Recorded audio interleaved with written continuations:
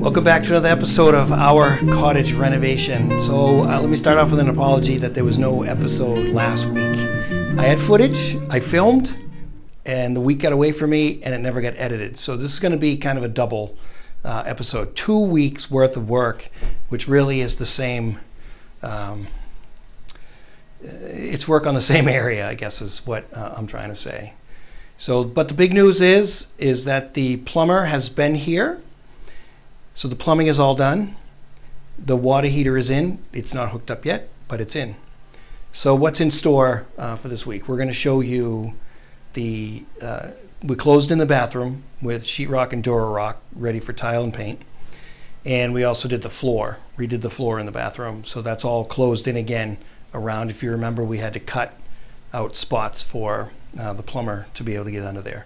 That's all closed in, some old wood, some new wood. And that's ready for the next step there, which you're going to hear about towards the end. So there's not a lot of action in this episode, unfortunately, because the space that we were working in is very small. And to try to get a camera in there while we were working was difficult. There's a little bit of action. There's not a lot, so I apologize for that up front. Once we start working on the floor in the kitchen and some other places, we'll have a little bit more action going on. But so that's what we have in store, closing in the bathroom and the bathroom floor. So here's some video I shot last week, and then we'll see some video from this week.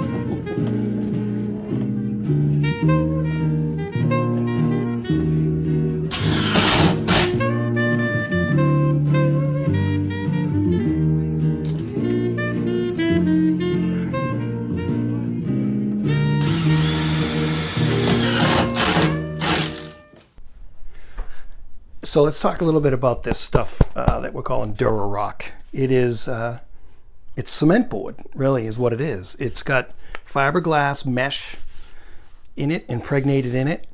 It is a cement board. The edges are wrapped. So both edges of the board were wrapped. They came in 3 foot by 5 foot sections, so they were easy to move. They were heavy. So think about the weight of a 4x8 sheet of 1/4 inch or 1/2 inch sheetrock, regular gypsum board. That's about what this 3x5 foot Durarock piece weighed. So you see, it's a 1/4 of an inch, as we already talked about. it cuts. There's a couple of different ways you can cut it. You can cut it with a razor knife, like you cut sheetrock, although you have to change the blade a couple of times. You can, if you had probably a fine tooth blade on a skill saw, you could cut it with that. I mean, it is cement. You're cutting through cement, but it's only 1/4 of an inch. I used, and you'll see it in the footage, is it's almost like a grinder, but it's like a panel cutter. It's open blade on one end, and it cuts through the stuff like butter. A couple of passes through, boom, and you're done. And it goes right up. Like I said, you just put some special screws. Let me see. Hold on. Let me see if I can get the screw without pulling my microphone off. Yeah, these are them right here. So these are 1 5/8 star bit.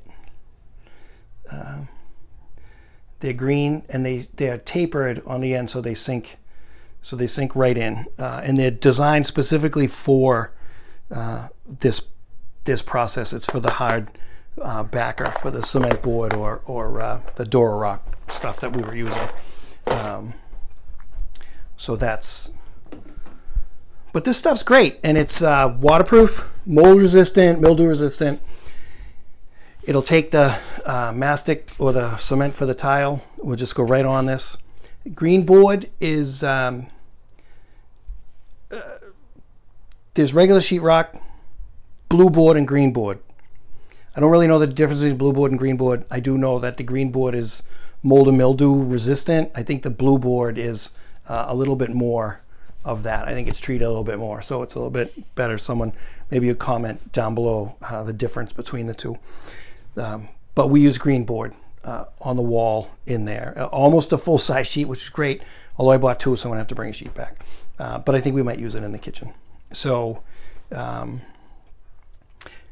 the shower stall. We had talked about doing a one-piece fiberglass insert, but where nothing's really square or straight, it might be a little bit difficult to do, although these walls were pretty straight. Plumber set the pan.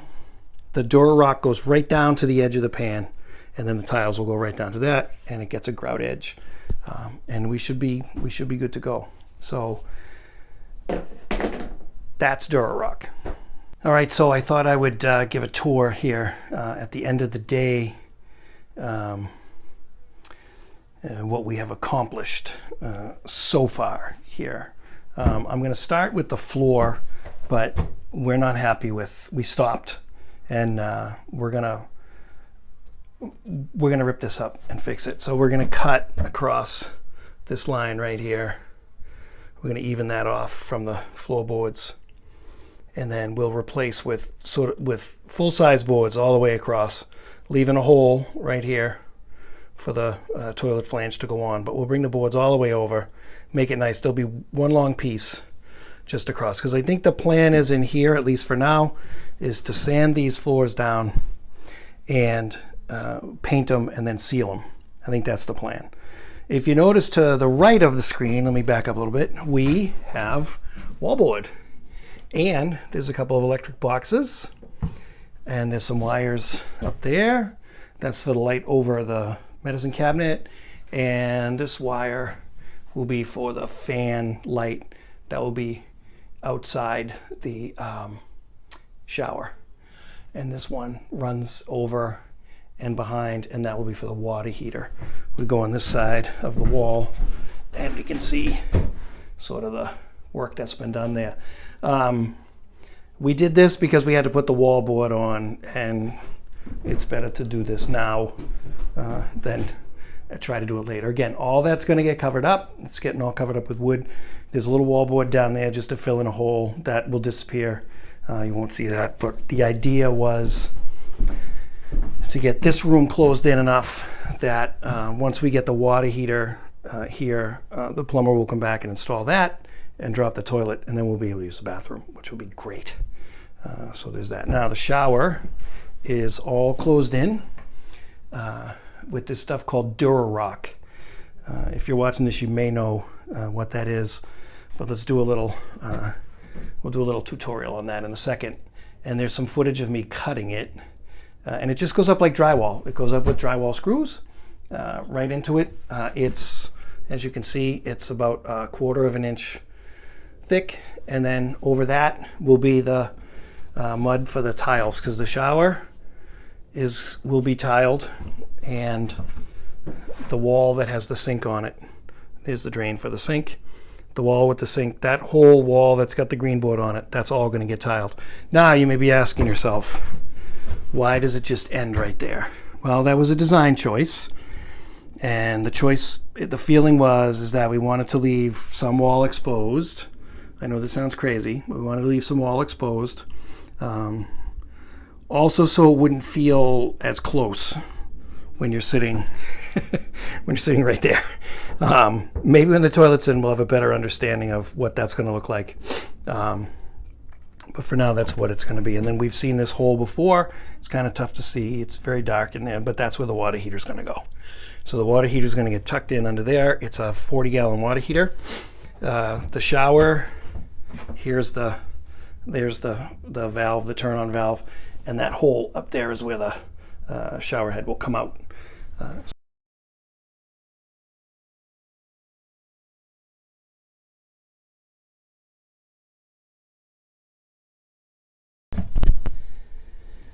Well, now that the plumbing's done, we're replacing the floor around the toilet. And the last episode, we started to do it, but then decided to make it a little bit bigger. So we've expanded the hole. We've also, where the water heater's going, there's a piece of sheetrock back there that's just going to live back there. That wall will get painted, and the water heater's going to go in that hole right there. So we'll step back and look right there.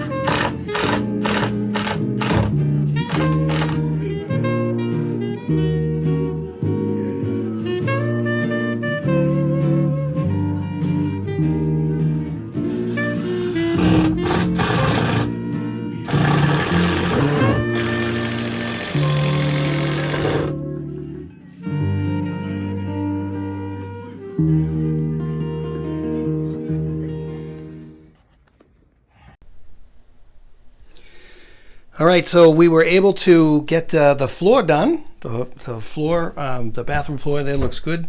So that is complete. That's where the toilet's going to sit. And if you look around the corner, the water heater is in. It is not hooked up yet, but it is in. So that's our 30. In theory, it's a 40-gallon water heater, but it's 38 gallons is what it actually makes.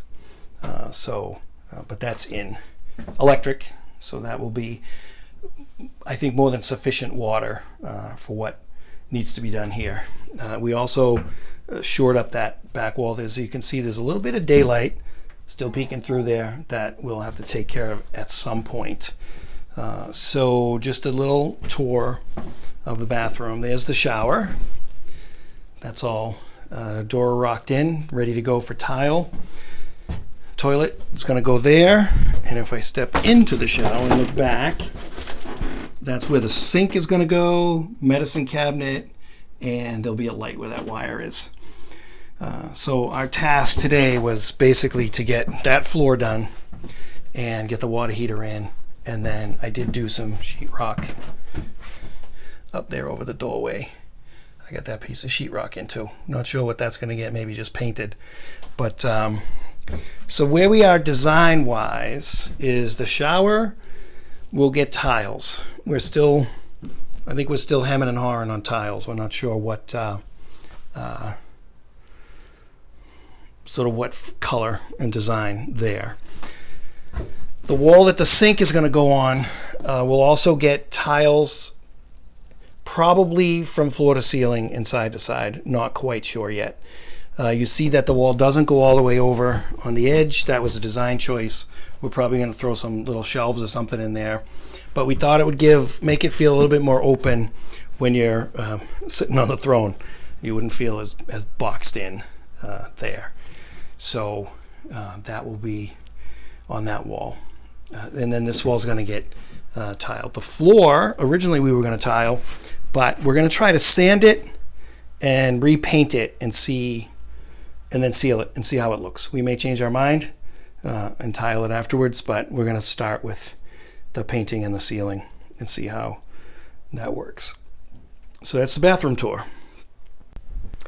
All right, so what's next? What's the next plan? So I can't say enough thanks to John Popolo, my plumber, who did a fabulous job. He was here for a couple of days last week to get the plumbing done. Most of it you can't even see because it's under the house. But fabulous job, passed inspection, we're good to go. Once we get that done and the bathroom floor done, I think we're going to turn our attention to outside. And we're going to shift gears and move outside while the weather is still nice. The inside stuff we can do on a rainy day or as the weather starts to turn. It's the middle of July. We have plenty of time to work outside, month and a half, well into September before it starts getting cool. The porch on the front of the house needs to be done. We basically need to jack up the roof and take everything that's underneath the roof out and rebuild it. So that's going to be a couple of day project to get that done. But I'd like to get that done before the snow flies, so the outside's done. We also want to do the trim work on the outside of the house, get all of that up. And I don't think we're going to get painting done this year, but it would be nice to look at the spring as soon as it warms up to get that done. So we want to get as much of the trim stuff done on the outside of the house as we can. So around the windows, around the doors, we're going to put trim boards around the bottom, where a couple of episodes ago we talked about that, where the sort of outside sheathing is rotted a bit. We have to build a set of stairs from the side door out, so we have to do that. There's a lot of stuff that needs to be done outside, and we're thinking about doing something different with the kitchen window. So I'm going to do a whole episode on windows, because windows are a whole topic in and of themselves. So that's going to come up in a couple of weeks. But there's windows. All the windows need to be taken out. They need to be reglazed. There's some panes of glass that are going to need to be changed. And there's some windows that are going to get changed. So there's a lot to do with windows. A lot of sort of redesign as far as windows are concerned. So I think that's it for this week's little shorter episode, which is fine. So thanks again for watching. Hit the subscribe button, ding a little bell so you know what's going on. Leave some comments. Let us know what you think about Durarock. Did you ever use it? Did you like it? We're still working on tiles and colors. I know there was a question last time about interior colors. The best I can tell you is that the walls are going to be white and the floor is going to be a grayish blue. Other than that, I don't know. I'm not even sure where we're leaning towards with tiles. So that's a whole discussion for another day. I know the toilet's white and the sink's white. So we've got a lot coming up. We have a kitchen floor to do. We have a kitchen layout to do. We have appliances to install. There's a lot left. Plus the whole electrical. It hasn't even been wired. Only what you've seen. That's the first new wire that we've pulled in this building. So we got a lot left to go. Thanks for tuning in. See you next time.